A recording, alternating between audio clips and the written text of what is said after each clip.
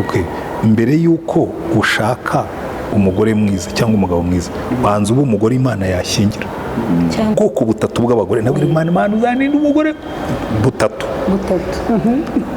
uzandinde umugore usambana yego umugore ukoze isoni birakubwira ngo umugore ukoze isoni ngo ni nk'ikimungu mu magufwa nibyo icya kabiri umugore unywa inzoga agasinda Mana y'isi n'ijuru urabona umugore urakabona umugabo yasinze gatatu umugore w'umunyamahane Imana ishaka umugabo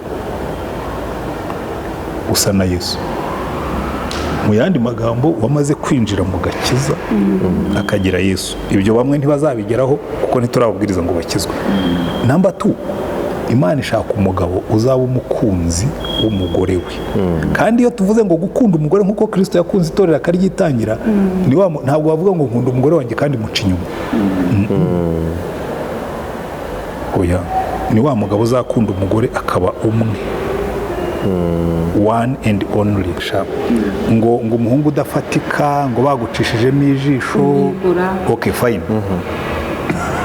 yewe nibwira yuko udafatika nahoze mbababwira babanebwe babasinzi babateranda bene nkabo burya ntafatika ariko kubona umwana ubyiruka ngo n'abanyarwanda bajya bavuga ngo utazi umukire ngo asuzugura umwana so uyu muhungu uri hano we mushakemo zahabi murimo kandi ishobora kuba itaratunganywa abantu nicyo bananiwe muri iki gihe icyo rero kwihutira ibyagezweho bizatuma uhomba ibizagerwaho ejo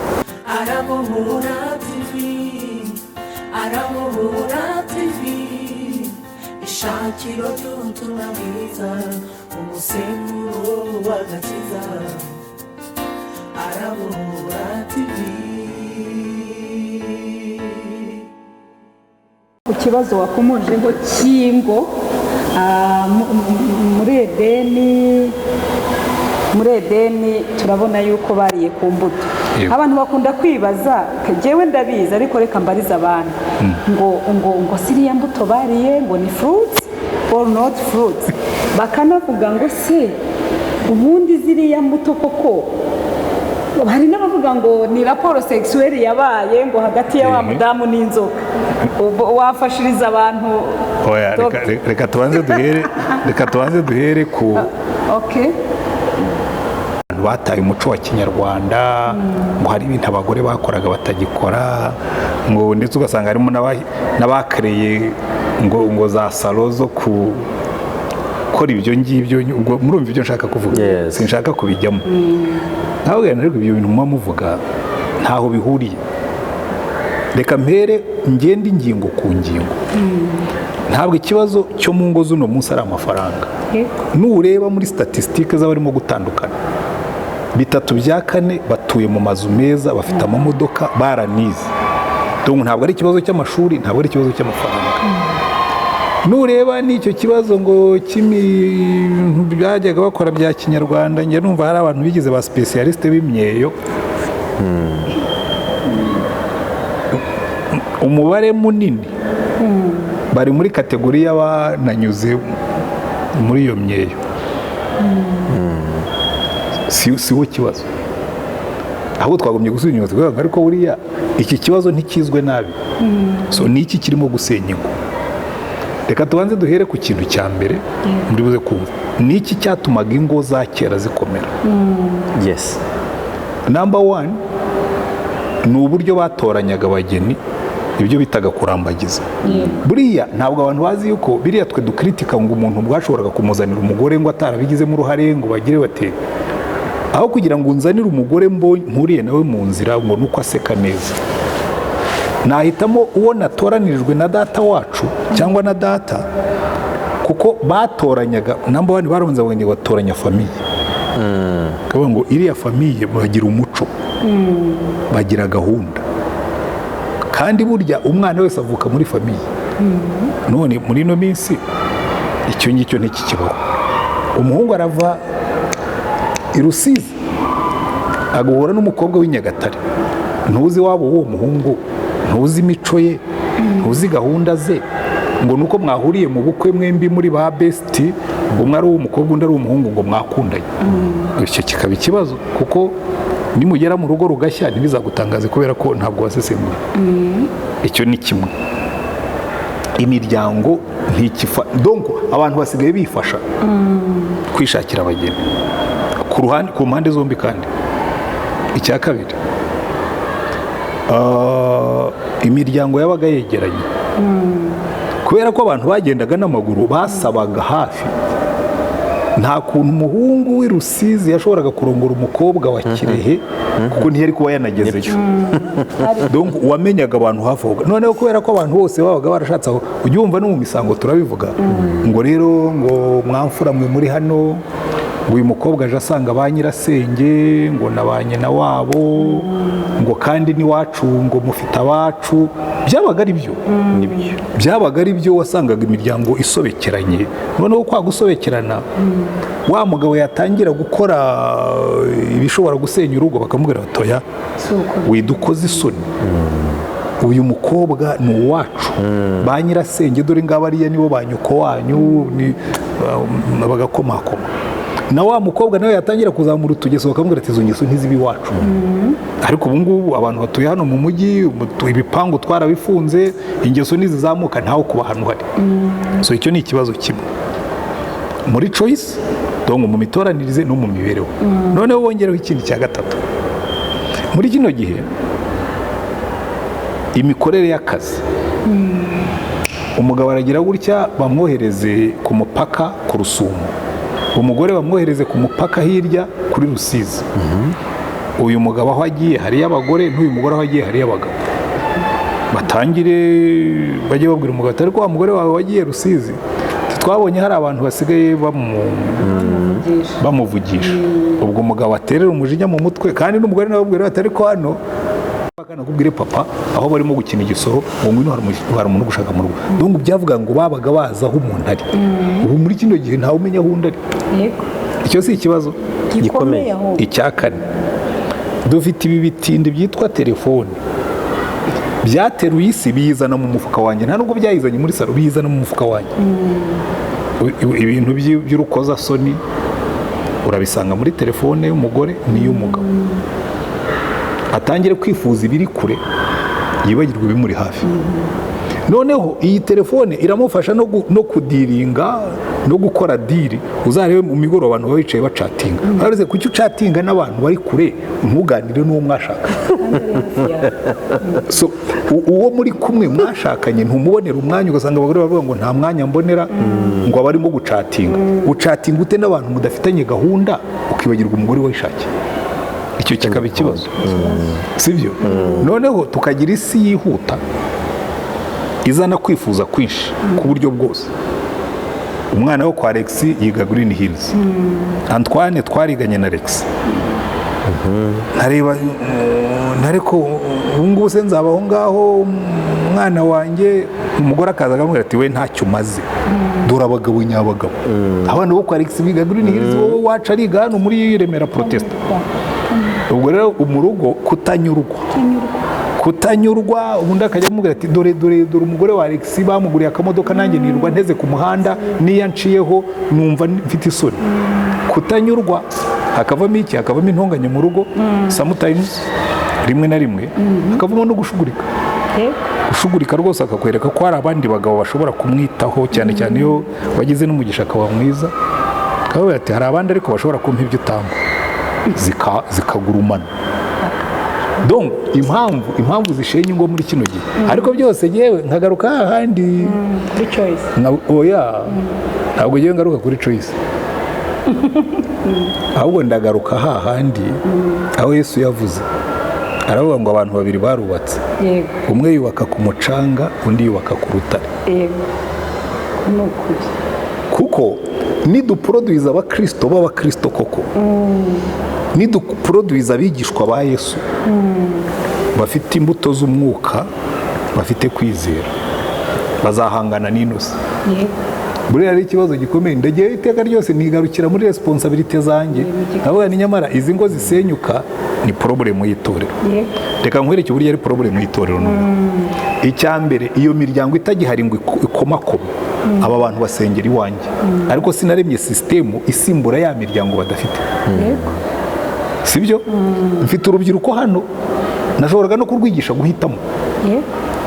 Nk'ubu njya mbwira turimo turandika agatabo ko kwigisha urubyiruko hano, hari shapitire imwe nabwe nti shapitire nzayibandikira kumwe ntimwayishobora. Ubwo tipe y'abahungu n'abakobwa mutagombye gushaka. Ko hariho tipe y'umuhungu, nkubwira nti uyu muhungu numubona uri umukobwa jya umuhungira kure kabisa. Uwo ni uwuhe rero? Iyi tipe y'umukobwa, wowe n'abakobwa barahari. Iyi tipe y'umukobwa n'ubu uri umuhungu ukamubona uyu uzamuhungire kure. Tipe y'abahungu njye mbibwira abakobwa kuko tujya twigisha urubyiruko navuga nti nuzabona umuhungu ukubwira ngo nimutaryamana ngo azakureka, uzamureka agende. Simple. Umureke agende kuko uwo nguwo nta kindi akubonamo uretse agace gatoya k'umubiri wawe kandi n'abandi baragafite. Nazamara kukugeza mu rugo, umva umuhungu w'umusambanyi uri umukobwa utekereza, uzamenye ngo niba yasambanaga n'abakobwa batatu nawe urimo uri fiyanse we, apure tunamara kukugira umugore n'ubundi azabikora. Icyo si ikibazo? Ikibazo gikomeye. Umuhungu w'umunebwe dakora washobora no kuba ariko ari umunebwe, hari abantu ububona ukabona ari aho gusa nta ukora ariko ari umunebwe, ubwo abameze ati ntabwo urababona. Ukabona umuntu ageze ku myaka 40 nta cyerekezo nta gahunda. Umudamu umwe ngiye mbikura muri counseling nkora, umudamu umwe yarambwiye ati pastor turikare nkubwire ngiye mfite abana 3 ati ndambiwe konsa abahungu 2 na subabyara. Ibintu birahari. Ati umuntu w'umugabo wicara mu rugo ukasanga wamubwira ngo dutekereze ikintu agakubwira ngo ariko ngo ibyo ntabwo ari ngombwa. Nzajya ntekerereza abana ntekerereze n'umugabo.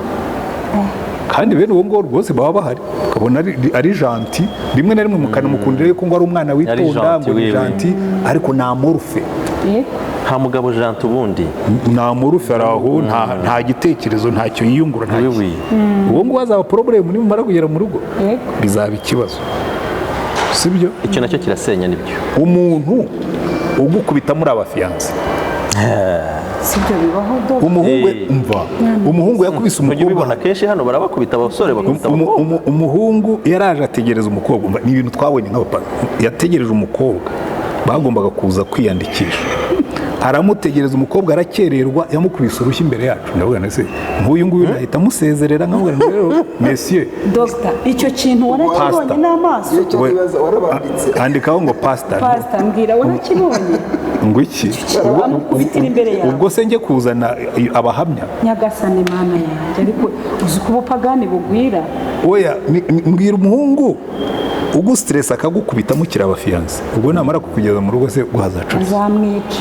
Icyo nibaza ubwo yarabanditse ibyo byihorere reka twikomereze gahunda ayo n'amabanga y'akazi. Rero icyo nenda kukwereka kubanza ukareba ngo ariko uyu muntu ngiye kubana nawe afite mico ki, n'abakobwa kandi it's the same.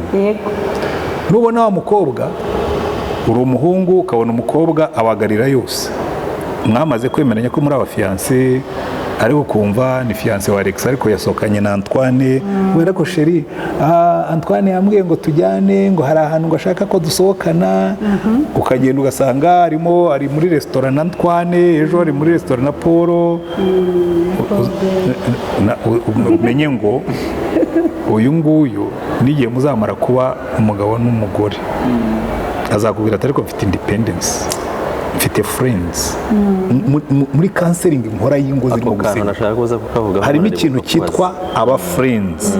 Ugasanga umuhungu ngo aracyafite aba friends nta kompanyi, donc ikigare iyo abajyama aba friends. N'abagore hano muri uyu mujyi haje ibigare by'abagore ngo bisohokana ngo biyakije, ngo barisobanukiwe bisobanukiwe.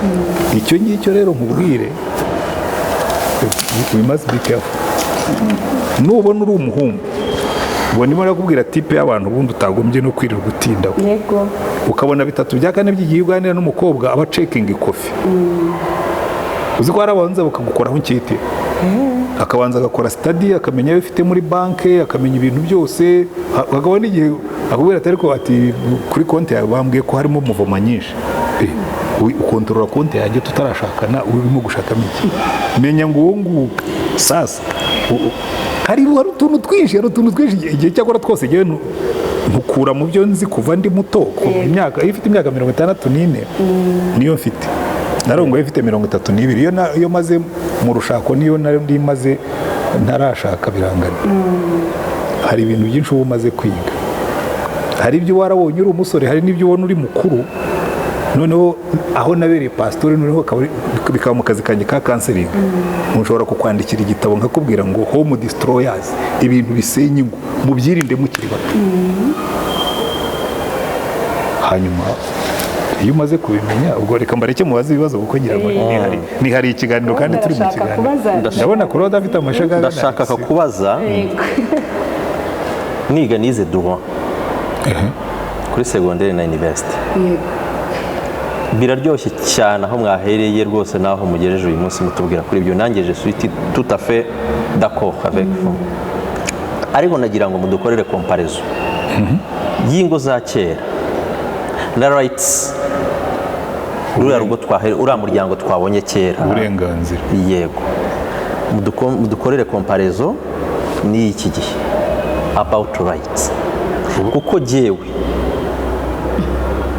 mbona hari na side ingo zisenyuka uyu munsi kubera uburenganzira reka nkubwire buriya icyo ngicyo nacyo abantu benshi barakivuga bati abagore bahawe uburenganzira noneho ntabwo uri exagere ahubwo reka nkubwire ikintu kimwe iyo ufashe umuntu wari ushonje ukamushyira ibiryo imbere rimwe na rimwe arisha amaboko yombi kandi ntawe ibiryo biri bujye nanjye ndabyemera hari ahantu abagore bumva bafite uburenganzira bwo kuvuga babura buhawe ndetse n'uburenganzira bwo kudivorce ati no ngewe nutangira kunstressa ngewe ndabivamo uburenganzira rero ntabwo biriya ngewe mbyanga ahubwo twatanze uburenganzira tutateguye abansi kuko reka nkubwire ntabwo uragera aho ngewe nshaka kujyana icya mbere uyu mugore wamuhaye uburenganzira muri sosiyete ubundi yagabanyaga ubwo burenganzira noneho yumva yuko we agomba kwiyafirima akafirima mbese agomba gushimangira uburenganzira bwe akanabikumvisha agashimangira sibyo ubu twikingije inkingo ebyiri turimo turashimangira nabo rero barashimangira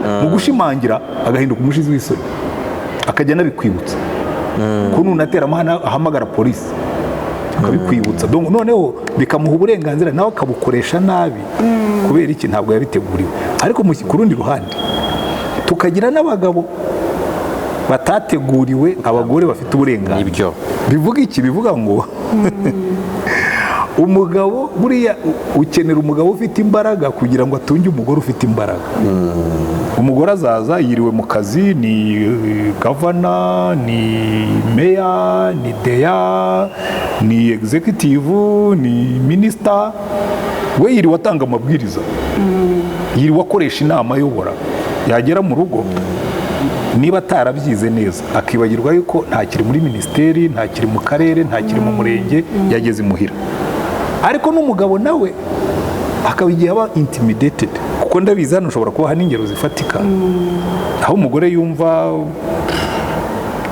buriya bisaba umugabo ufite imbaraga kugira ngo ayobore umugore umurusha umushahara ye kugira complexe y'uko umugore amurusha imbaraga bisaba umugabo ufite imbaraga ngo agende mu modoka yaguzwe n'umugore kuko nzi hano kera mu gihe cya Habyarimana hari umugore yari mu bayobozi bo hejuru sindi buvuge amazina ariko twari duturanye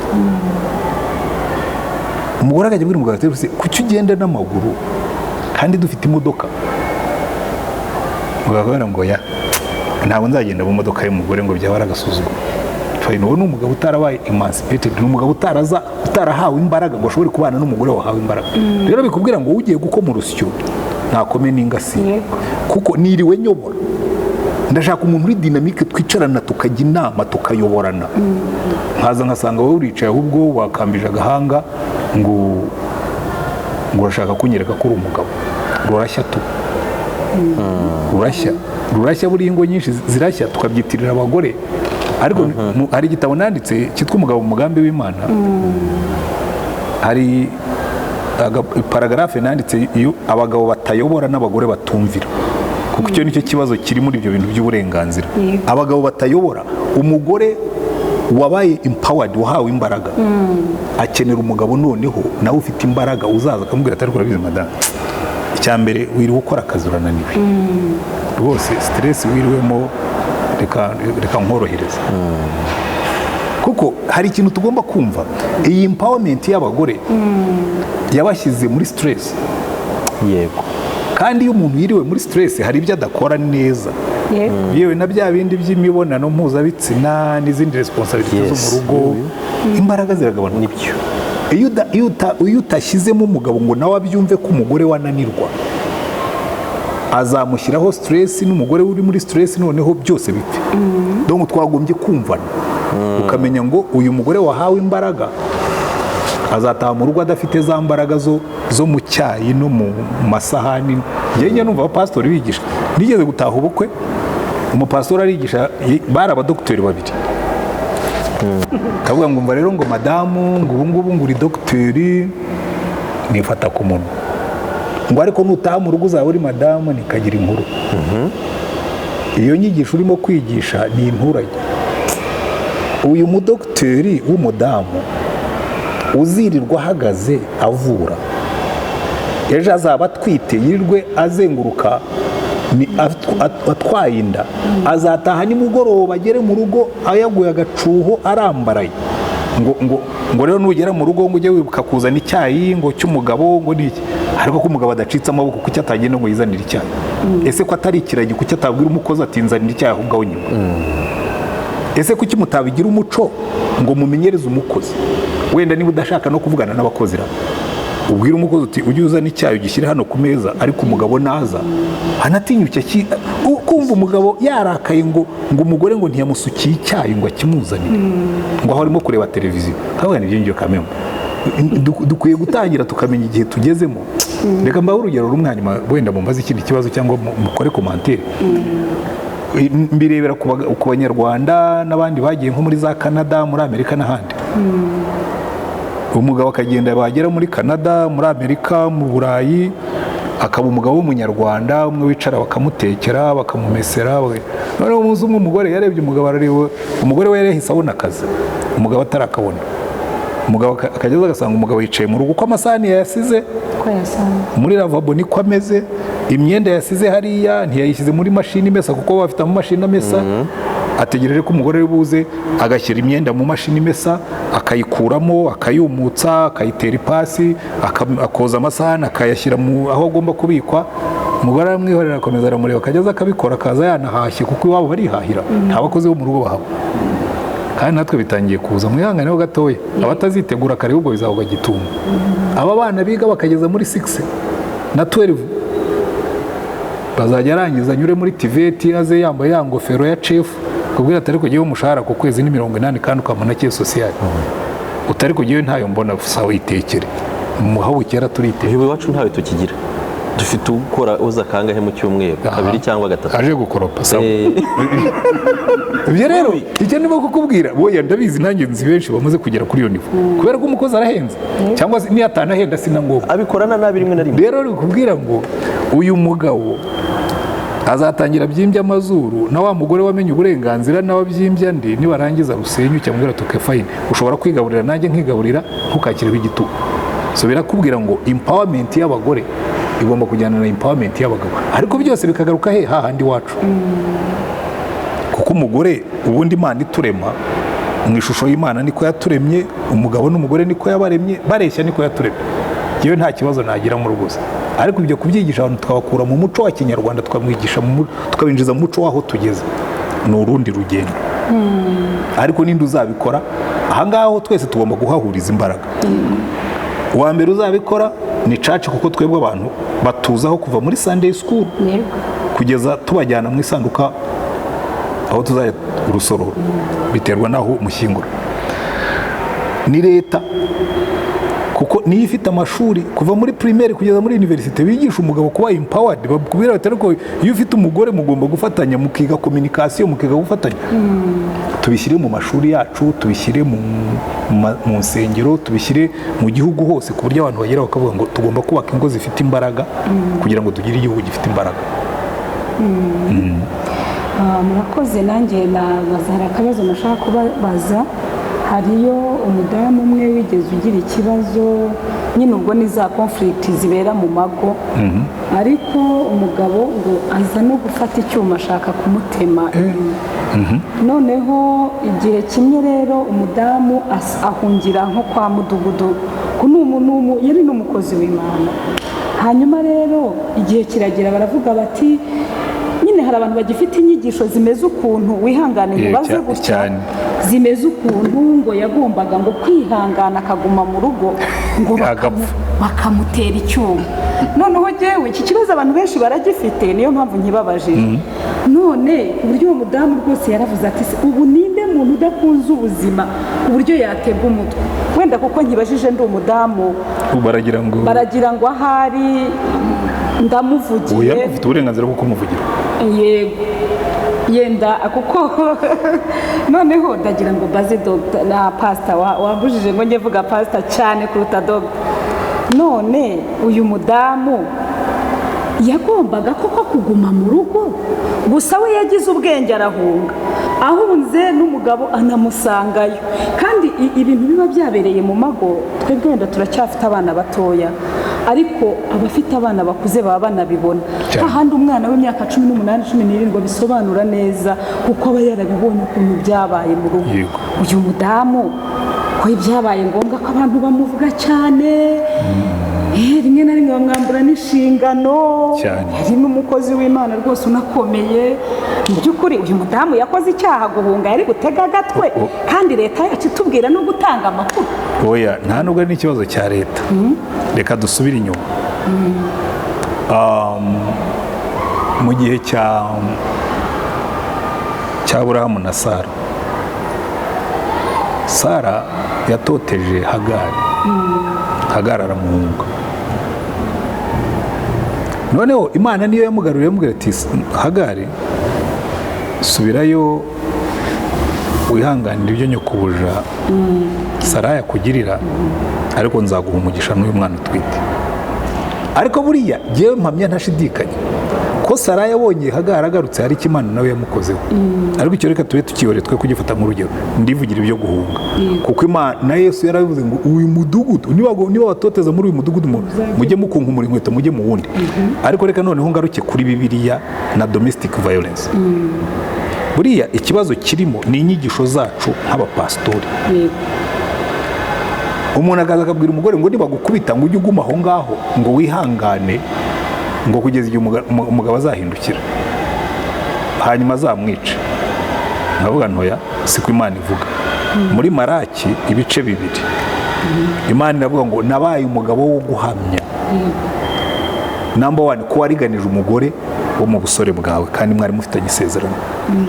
Icya kabiri Imana ikavuga ngo nanga abantu,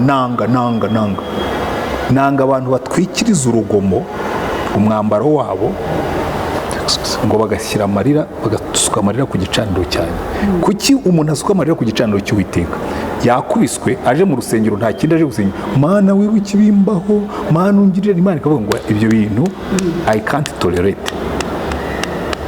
Icya gatatu ikavuga ngo nanga divorce. Rero buriya domestic violence twagombye kuyishyiramo imbaraga, tukayirwanya, tukanabyigisha, ntitunayihanganire. Jewe ndi mu bapastori batihanganira domestic violence, ibintu byo gukomeretsa, gukubita, gupfobya, guhohotera, kuko n'Imana irabyanga. Jewe rwose njye mbwira abagore nkawe ntuke, niba yarakubwiye ko azafata icyuma, nta ntumbi nshaka kuzashyingura mfite homo. Umuntu yica umuntu ariko bamubwiye ngo usubire bakwice, no. Icyo gihe uwo mugabo atarahinduka ngo ave muri izo ngeso, umusige ugende. Nkuko jewe mfitemo ubutagondwa buryo n'ubwo abantu bajya benyibeshyaho ngo ndi umwana mwiza, ntawe yenda umwana mwiza buryo. Ubundi mfitemo ubutagondwa bwinshi, ndi ntagondwa ku cyaha nkuko Imana ari ntagondwa ku cyaha. Jewe njya mbwira abagabo basambana, niba umugabo yasambanye ukamubabarira agasubira agasambana ukongera agasambana, muhe karite ruje kuri ibyo ngibyo, ujye umumesera umugaburire, ariko umubwire uti ubwo ufite ahandi urya, izo ropo ujye uzifata aho ngaho, ariko nuza sinshaka kuzanzanira sida, sinshaka kuzanzanira ibindi bizanyica nkananirwa kwirerera abana, ropo ujye uzifata iyo ngiyo, hanyuma uze tubane mu rugo, ariko kuri iyo domene muri ibyo ngibyo mfungiye amazi n'umuriro, kuko hari ibintu tutagomba kwihanganira, kandi burya iyo ukomeza kubyihanganira birabyorora. Ingeso mbi zororwa no kuzihanganira, uretse ko ubundi ko zikizwa n'agakiza no kuzura umwuka, ariko no kuzihanganira ukazakira, akaza ati mvuye gusambana none igira iyo ngiyo, muhe uburenganzira ajya iyo ngiyo, kuko iby'Imana yanga ntitugomba kubyihanganira. Amen. Ntabwo tugomba kubyihanganira ngo tujye tubibyinirira, ngo tuvuge ngo ariko ngo urumva, oya, umuntu ashobora gucikwa ukamubabarira, ariko rero nkubwire yewe mu butagondwa bwanjye, niba yacitse ukanamubabarira, na mbere yo kongera kuryamana na muntu mujye kwisuzumisha. Ariko nibyo cyo kwisuzumisha, kuko hari sida, hari indwara, n'umuntu arasambana buri munsi akaza ngo uri muryama, uko yagiyeyo mujye kwisuzumisha, kuko njyewe ndashaka abantu bagira ubuzima buzima. Nta mpamvu yo gukwirakwiza sida ngo ni ukwihangana, ngo ni ukugira umuntu avuye mu ndaya araje ngo mugiye kuryama, ngo pasitori reka akabyigisha ukumva ngo rwose ngo ujye umwihanganira, ngo ubabarire nk'uko wababariwe. Nzababarira nk'uko nababariwe, ariko mbanze nkore kontorore. Rwose ibyo ngibyo byo tugomba kumenya ibyo twihanganira n'ibyo tutihanganira. Ariko domestic violence cyane cyane iyo hajemo ikintu cyo kuvuga ngo yazanye icyuma yazanye inkoni, oya, ibyo hari ibyo tutagomba kwihanganira, cyane cyane ko rimwe na rimwe n'umuntu arabikora ntanasabe n'imbabazi, akumva ari uburenganzira bwo gukubita umugore. Hari n'abagore ngo bakubita abagabo, dogita narabyumvise nabyo. Oya, gusa se rero icyo nacyo ariko buriya na kera babagaho bakubita abagabo, ujya wumva bakubwira ngo naho Miseke ndarwana, ntabwo ari bishya. Uriya mugabo witwa Miseke buriya yari umuntu uzwi cyane, yari n'umuhero, yari intwari ku rugamba, ariko akagira utwo tugeso nyine, nawe ntabwo yari ameze neza. Noneho bukeye arongora umugore nawe wagira ngo ufite amakata, wagira ngo yize kurwana, hanyuma araje bateye amahane, kandi umugore yari atwite, amufata ingota akumutera kwa Kajwiga, umugabo arapfunye aramishye, baraje basanga umugore yamushyize hasi, atari ko umugore yari akwesha atate, naho Miseke ndarwana, umuntu warwanaga n'abantu babiri. Buriya rero habayeho ibihe na kera byabagaho, hariho abagore babaga bafite ingufu, umugabo yatangira gutera yereyera umugore akamubwira tukayifata inkoni mfata indi, umpangare ngo uhangare. N'uno munsi barahari, nta kintu gishya kiriho buri, gusa wenda ntabwo byasakuzaga cyane, ngo kuko iyo umugore yakubitaga umugabo barabihwanganyaga kugira ngo ajye ashobora guca mu bandi bagabo, ariko byabagaho n'ubundi barabyihanganira. Ariko ngira ngo nanone rero biragaruka kuri wa murimo wacu, kuko reka twaporoduje abakristo batera imbuto z'umwuka, bera imbuto za kamere, iz'amahane, zo kurwana, zo gukubita, zo kugira ngo abana abakristo bafite imbuto za kamere.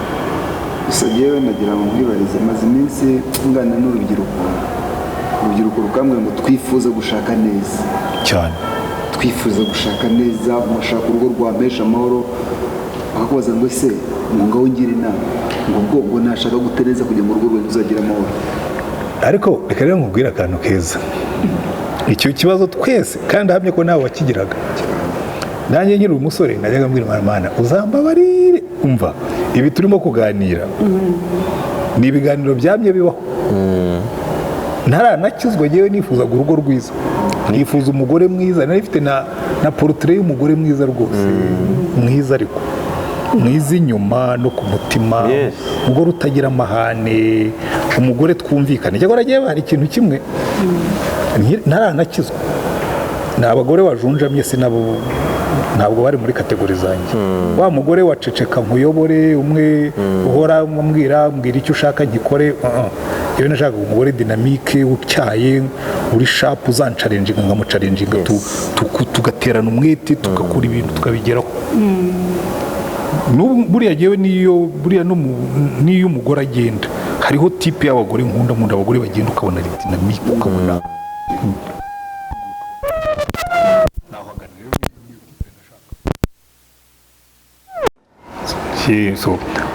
urumva hari tayipu ubwoko butatu bw'abagore nabwo Imana uzandinde umugore butatu uzandinde umugore usambana umugore ukoze isoni birakubwira ngo umugore ukoze isoni ngo ni nk'ikimungu mu magufwa nibyo. Icya kabiri umugore unywa inzoga agasinda Mana y'isi n'ijuru urabona umugore urakabona umugabo yasinze ntukabona umumama yasinze ubona bitajyanye. Icya gatatu umugore w'umunyamahane uzarebe burya na Salomo yarangiza aravuga ngo umugore w'umunyamahane ngo ni nk'imvura y'urujojo ngo igwa ntihite nkajya mbwira Imana kandi wumve ubwo nabivugaga ntarakizwa noneho umaze gukizwa rero mbwira Imana rero Mana ntabwo nahindutse nabaye umwana wawe ariko uzandinda aba bagore uzandinda Imana bukeye Imana iranyegira mbere ko uhora umbwira ngo umugore mwiza wowe uri umugabo mwiza mbere y'uko umbwira ngo ninkushakire umugore mwiza uzi umugabo mwiza nshaka uko asa. Rero natangiye gukora research ntangira gukora ibi bintu by'ingo tujya tuganiraho kenshi nkunda kubigiramo na passion cyane ko natangiye kubikoraho ubushakashatsi nkiri umuseribateri ko nifuzaga kubaka urugo rwiza ariko noneho Imana inkubita igikuta irambwira ngo mbere yo kunsaba umugore mwiza wowe uri umugabo mwiza nk'uko mushaka ntangira rero gushaka ibiranga umugabo according to God umugabo Imana ishima umugabo kabisa wa wundi Imana ivuga ngo Yesu uyu nguyu nshobora kumushyingira umukobwa wanjye utoranijwe ndabitondeka n'uno munsi nagize Imana abagabo hano tugiye kwinjiza abagabo turavuga ngo reka twandike igitabo ndavuga ni mureke twicare tubiganire kuko none nsanzwe mfite umugambi wo kuzacyandika hanyuma tumaze guteranya ibitekerezo by'abagabo nandika umugabo mu mugambi w'Imana. Ariko iyo rero turimo kuvuga ngo abagabo abagore ngo urubyiruko rukubaza ujye ubanza ubabwire tuke mbere y'uko ushaka umugore mwiza cyangwa umugabo mwiza banza uba umugore Imana yashyingira kuko cyangwa umugabo Imana yashyingira kuko Bibiliya iravuga ngo iminani n'imigabane tuzabihabwa n'ababyeyi ariko umugore cyangwa umufasha udukwiriye uzamuhabwa n'Uwiteka. Hari rero Imana ikureba ikabwira ngo mbere y'uko unsaba umugabo mwiza ninza n'umuhungu wanjye kabisa wa wundi mvuga ngo uyu ni umwana wanjye nkunda nkamwishimira nkamuguha nk'umugabo hanyuma ukamubera igishakwa ujya ubwira urubyiruko rutunganya uruhande rwabo ujya ubabwira ngo mwebwe tunganya urwawe ruhande utubwiye uwo washimaga n'ibyo yagombaga kuba yujuje kuvuga ngo umugore wari ufite ibintu bitatu abagore batatu mbega bameze ubu yabona abo Imana yagombaga kungiza kambwira ngo uzabandinde ubwo nanjye nabirinde nabwira Imana izabandinde n'undi nawe yabivuga ubwo nk'umukobwa noneho we yashaka umuhungu umeze gute umuhungu oya ibyo byari nakoze research kabisa ninjiramo oya nanditse igitabo nushaka uzagishakira ukibure umugabo mu mugambi w'Imana number 1 burya abagabo Imana ishaka nawe yarabadefinishije iranabisimplifiye rwose Paulo arabyandika yandikira Abefeso nuko kenshi twigisha igice cya mbere twigisha icya kabiri kavuga ngo bagabo mukunda abagore banyu nk'uko Kristo yakunze itorero akaryitangira ngo aryishyire ridafite ikizinga cyangwa umunkanyari cyangwa ikindi gisa gityo. Number 1 Imana ishaka umugabo usa na Yesu mu yandi magambo wamaze kwinjira mu gakiza akagira Yesu. Ibyo bamwe ntibazabigeraho kuko ntiturababwiriza ngo bakizwe. Number 2 Imana ishaka umugabo uzaba umukunzi w'umugore we kandi iyo tuvuze ngo gukunda umugore nk'uko Kristo yakunze itorero akaryitangira ntabwo bavuga ngo nkunda umugore wanjye kandi muca inyuma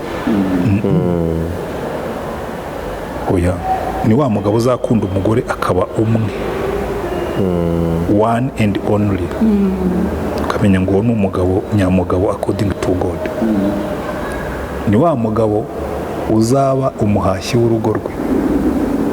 So niba urimo kwigisha urubyiruko rwigishe gukora azamenye ngo ningera mu rugo ndi umusore uzagaburira urugo rwanjye nkarushugurikira nkarwitaho kuko Yesu ashugurikira itorero akaryitaho burya impano zose si uziduha burya uko Yesu yita ku itorero uko tugomba kwita ku ngo zacu icya kane uzarebe iteka ryose muri Bibiliya Imana ivuga ngo base ntimugasharirire abana banyu. Umugabo uzaba umurezi w'abana be ukabitaho. Nureba no muri Old Testament usanga iteka ryose Imana ifata abagabo nk'abayobozi b'abana, reference. Icya gatanu umutambyi w'urugo rwe. Uzareba abagabo benshi mu rugo ntibasenga, ariko ugomba ko Imana yavuze ngo cyatumye Aburahamu umumenya nkamutoranya ngo ni ukugira ngo atoze abo mu rugo rwe kunyubaha no kugendera mu nzira zanjye. Ubwo nanze gufata iby'abatambyi, fasha Aburahamu. So umugabo agomba kuba umutambyi w'urugo rwe. Niyo mpamvu Pawulo yandika yaravuze ngo nshaka ko abagabo bazamura amaboko, ibiganza byera aho bari hose. So abagabo tugomba kuba abatambyi b'ingo zacu. Ni ukuri. Hanyuma byose kugira ngo bihure ukaba umugabo wuzuye umwuka, atari mu mbaraga gusa, kuko ibyo ngibyo bikorwa n'imbaraga, ariko mu mbuto. Umugabo wuzuye urukundo, umugabo wuzuye amahoro, umugabo wuzuye ibyishimo, umugabo ufite kwihangana, ufite ingeso nziza, ufite kugira neza, ufite kugwa neza, ufite gukiranuka, ufite kwirinda. Bya bindi byose twahoze tuvuga. Nuzaproduiza umugore wuzuye imbuto z'umwuka ukamuhuza n'umugabo wuzuye imbuto z'umwuka, ijuru rito guaranteed. Genda ubyigisha urubyiruko rero. Niba kubaza ujye ubabwira uti okay, henga nze mbere icyo uko tubigenza. Reka tubanze dusubire inyuma duse na Yesu. Dusubire inyuma twuzure umwuka mu mbaraga no cyane cyane mu mbuto, kuko burya imbuto nizo zubaka urugo, ariko n'imbaraga nazo zigiramo umumaro. Ubwo ubonye umugabo usa gutyo koko nk'umukobwa wahura n'umuhungu wuzuye imbuto z'umwuka, bati uriya muhungu aragukunda kumva byakurenze, kandi mwakwicarana aba ari joyful, aba afite amahoro, ari umuntu wuzuye umunezero, ati kandi wayinakora n'utwoza akakwihanganira, tukabona acishije make, ntabwo ari gento, kandi ntabwo yiyandarika, arakiranuka, afite na self control. Ninde utakwifuza kubana n'umuntu? Uwo muhungu arakijijwe, kandi usanga abahungu bakijijwe akenshi mu by'ukuri nta kofi baba bafite. Ariko reka nkubwire, oya ikosa iryo rero ubwo ugiye kuzana wa mukobwa, oya reka mbanze musubize. Buriya ikosa rya mbere abantu bashaka ready made husbands, abagabo mbese bamaze gusingira. Ariko iyo uvuga gutyo, ngewe aha muri uru rusengero mfitemo abahungu b'abarokore barongoye, bafite ikofi. Imodoka zose ziparitse hano zose ntabwo ari iz'abagore, bafite ikofi. Ugiye muri ADP icyo gihe rero ihanganeho gatoya. Ngewe njya kurongora nta kofi nari mfite, nari umwarimu muri sogonderi. Njya mbibwira abantu nk'abo rero, ntukarebe umuntu mu kazi akora, aho ujye wicarana nawe wumve inzozi afite uko zingana, wumve vision afite uko ingana. Naho ubundi umuntu w'umusore w'imyaka 25 azaba afite ikofi yakuye, uretse n'aba ari umuntu wabashyira no kuva bakora bakuzura, ntabo wabona ikofi yawe yarayikuye. Ariko niba wicarana n'umuhungu ukumva mushobora kwicara, njye mbibwira abantu nk'abo, igihe cyo nkundira umugore wanjye yankunze rwose. Hari umuntu ugira indirimbo ariko ngo mwe ntabwo mwaba muzizi, ngo ntacyo mfite muri body, ntacyo mfite mu ikofi, mbese ndi nobody. Yewe twakundanye ndi umwarimu muri sogonderi, ariko tukicara kamwe ati cyo mukundira no kufite Yesu. Inzu twatuyemo tugishakana twarayubakanye turi abafiyanse, kazana amafaranga. Tekereza ahantu umukobwa we nta na konti yigeze atunga, kuko yatangiye gukora agiye mfite konti, kandi twaramaze kwemeranya ko tuzabana. Arambwira ati nta na konti nzafunguza, nzajya nyohereza. Gusa none se ubundi wowe waba uri umugabo utari umwizerwa se wava mu mugabo? gusa mwebwe murimo kubivuga kubera ko mudahugana n'urubyiruko cyane ngo babinjiremo cyane babaganire. Ntabwo dukunda kubikora. Umukobwa arakubwira ati rero kamubwire, jewe ujyana umuhungu iwanyu, wagerayo papa ubwo se w'umukobwa bakubaza ngo haryo umuhungu wawe ngo akora he, so what ariko jewe reka rero nkubwire buriya ikibazo ntabwo ari ababyeyi ikibazo ni abakobwa yego kuko niba ukunda umuhungu kandi ukabona we cyangwa namba uri umurokore ukunze umuhungu ni umurokore mugenzi wawe mwiyemeje yuko kabisa muzabana kandi nibyo by'ibintu mukanabishyira muri plani yanyu kuko n'umugore wanjye ibyo mubabwira twajyaga twicara turi abafiyanse urumva nabaganira urindi yo mu cyaro kamwe atari ku ngubu ati tuzimarira dufite inzu yacu tuzigera ati niyo twaba tutayifite atari igihe tuzaba dufite inzu yacu kubera inzu yo gusa inzozi zanjye ziragutse ni cyambere cyo nkubwira inzu yo tuzimariya tuyifite ukabona bimuhaye icyizere kandi koko twimariye inzu tuyifite tuyifatanije rero iyajya iwabo kandi nkubwire nari mfite konkurence ikomeye cyane irimo n'abasore rwose bari babye hari igihe twajyaga tugenda tukicara bari batuye hariya Kicukiro yabaga kwa musaza hari igihe twajyagayo nkasanga ni jyewe waje ntera ibyapa mu muhanda abandi bose baje bicaye jyewe waje mpagaze hakabaho n'igihe bamperekeza bakageza ku muhanda aho nategeraga tagisi hari n'ubwo umwe yigeze kumpa rifutangiza aho najyaga kwa mushiki wanjye hirya za Kimisagara urumva mwaje gupiganwa mu kibuga hanyuma akaguha rifuta akakugeza aho atafite ruti ntuhangayike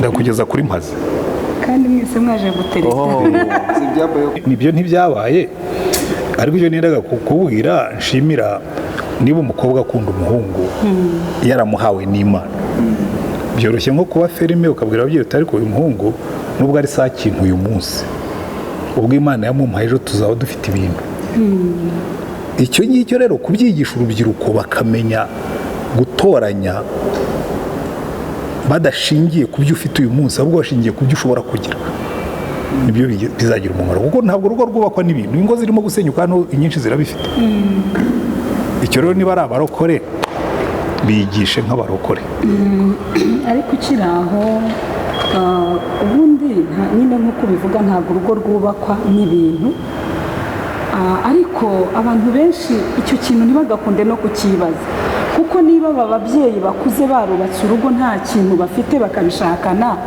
rwose rubyiruko tubahumurize nta gikomeye namwe muzabigira rwose ni ibintu byoroshye si byo pasita rero wiseka ibyo arimo avuga araseka kubera ko baguteye amadolari 400 none ntabwo ari cyo seka kubera ko nawe arabizi uyu nguyu ntabwo wajyana umuhungu wanyu ni nacyo abakobwa bavuga for sure ni nacyo ngo ugize gute kujyana umuhungu nyine udafatika ariko ikintu umva hari amagambo mukoresha ngo umuhungu udafatika ngo bagucishijemo ijisho okay fine yewe nibwira yuko udafatika nahoze mbababwira babanebwe babasinzi babateranda bene nkabo burya ntafatika ariko kubona umwana ubyiruka ngo n'abanyarwanda bajya bavuga ngo utazi umukire ngo asuzugura umwana so uyu muhungu uri hano we mushakemo zahabi murimo kandi ishobora kuba itaratunganywa abantu nicyo bananiwe muri iki gihe icyo rero kwihutira ibyagezweho bizatuma uhomba ibizagerwaho ejo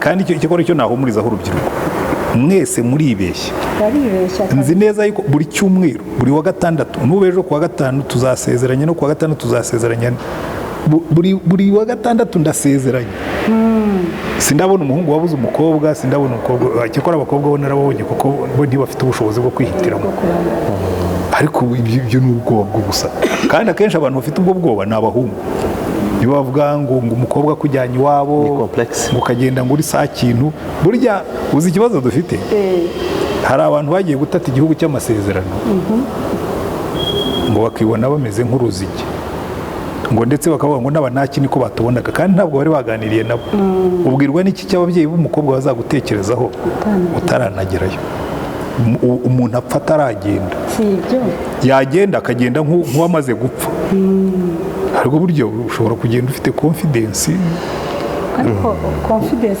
hari na complex inferiority izo abahungu bagira ariko ntabwo ari byo nk'uko Dr bivuga abantu b'Imana iyo buzuye umwuka wera bakaba bazi gukora ibindi biroroshye.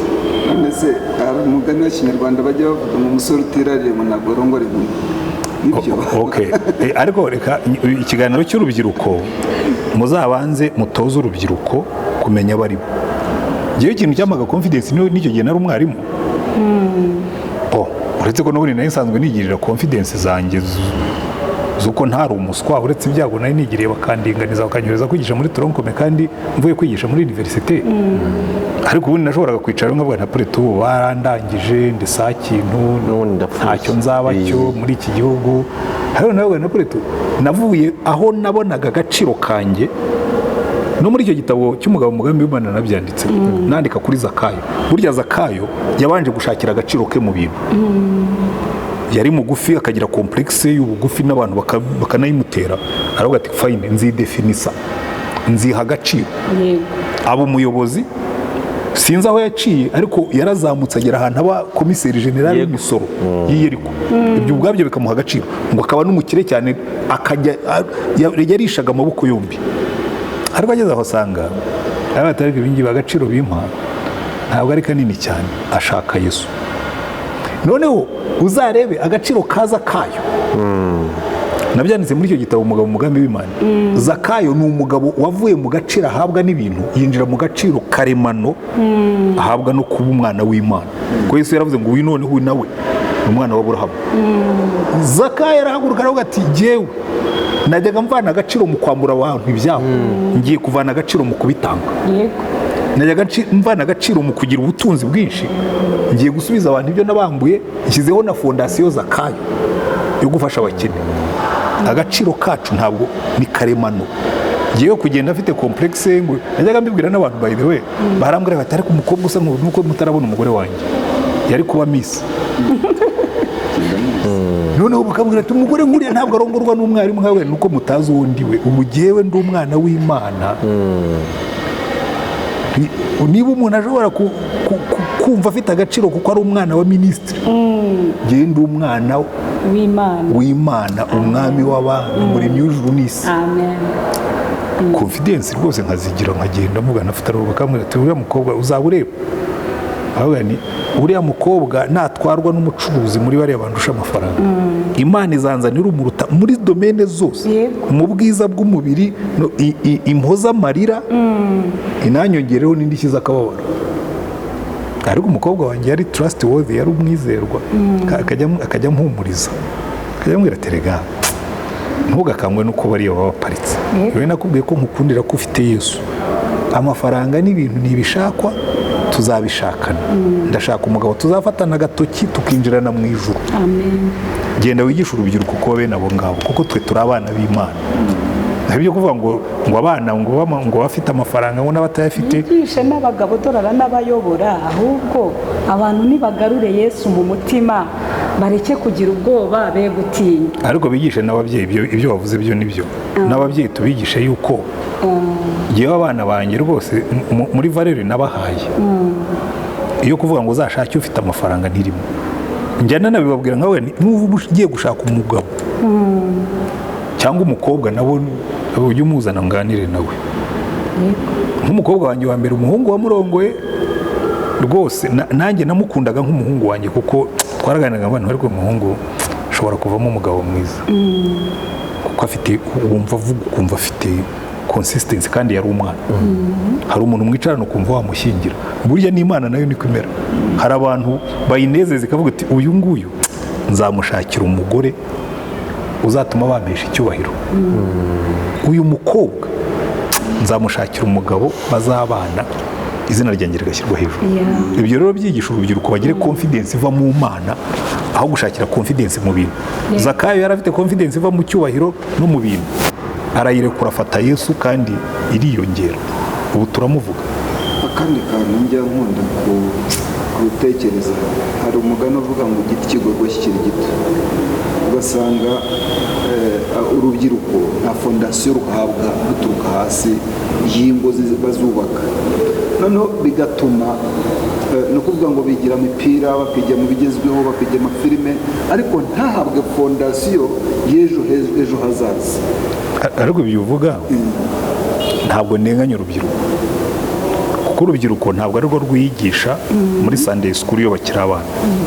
Urubyiruko ntabwo ari rwo rwiyigisha ku rusengero iyo bagiye, ahubwo twigisha inyigisho zidafite aho zihuriye n'ibyo ngibyo. Bategurira inyigisho zibategura ko aho ngaho.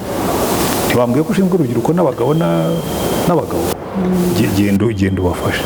Ariko teritori yagira gatoya kandi oya ntabwo Imana izakubaza ibyo itagushinze, izakubaza teritwari wari ushinzwe, nanjye izambaza iyanjye. Ariko ubu ngubu reka tuvuge ngo turabwira bumva, wenda tugane no ku musozo. Turabwira bumva kuko ngiye mpamya yuko ibi byose twaganiriye, ingo nziza zizongera kuba ingo nziza umunsi itorero ryazigize ibyaryo. Rikavuga ngo ngiye gutegura umwana kuva ari muri Sunday school, mutegurire kuzaba umugabo. Ntegura umukobwa kuva akiri muri garidiyene kuzavamo umugore kabisa, batangire kumva karite z'umugabo no kumva karite z'umugore n'ibikenerwa kugira ngo n'ibikenerwa kugira ngo umubane neza. Unabibigisha ubigarura ku ngo, ubyigisha ababyeyi, ubyigisha urubyiruko. Twakoze iki koko? Ikibazo kiri mu itorero kuko nta batagira amatorero, bose barayagira. Itorero aho ngaho ariko ubona twabisaba na leta ngira ngo kugira ngo nabwo bishyiremo imbaraga. Usanga minisiteri y'urubyiruko ibyo biterane byo kubahuza ngo heze inyigisho ntabyo babigisha innovation kandi ni byiza. Abazi urumva ngewe rero ari igihe muvuga ibintu ubundi burya itorero niryo conscience du peuple.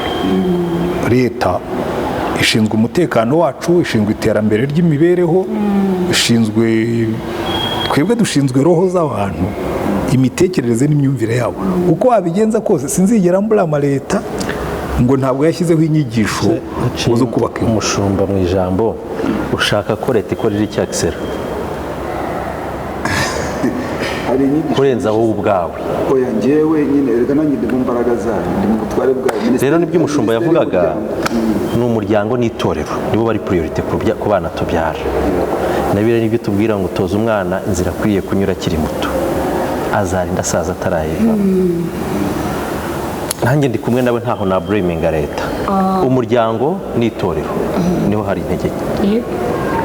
Kandi umuryango ugira intege nke kubera ko itorero ritayihaye imbaraga. Rega ni twebwe dushinzwe kuzana kingdom, donc the culture of the kingdom. Donc buriya ikibazo ahubwo kirimo ntituze kurengera cyane. Buriya ikibazo kirimo twigishije agakiza k'akarongo kamwe. Ni nk'umuntu ufite gitari y'imigozi 6 akajya acuranga ka kagozi gatoya k'inyuma, aho gufata imigozi yose ngo ayivugire. Kuko burya Yesu we yaje yigisha ubwami bw'Imana, the gospel of the kingdom. Burya buri kingdom, buri bwami bugira umuco, muri uwo muco hakabamo n'uburyo bubaka ingo. Abakristo rero ntabwo babyigishijwe, ntabwo bigishijwe teoloji y'ubwami bw'Imana. Twigishije akantu gatoya cyane gusa kagakiza. Umuntu yinjira mu muryango, twigishije umuryango, ntitwigishije ibiri mu nzu. Ni nk'umuntu wakwinjiza mu nzu irimo ibintu bihambaye akagukingurira ariko ntakubwire uko ibyo bintu bikoreshwa.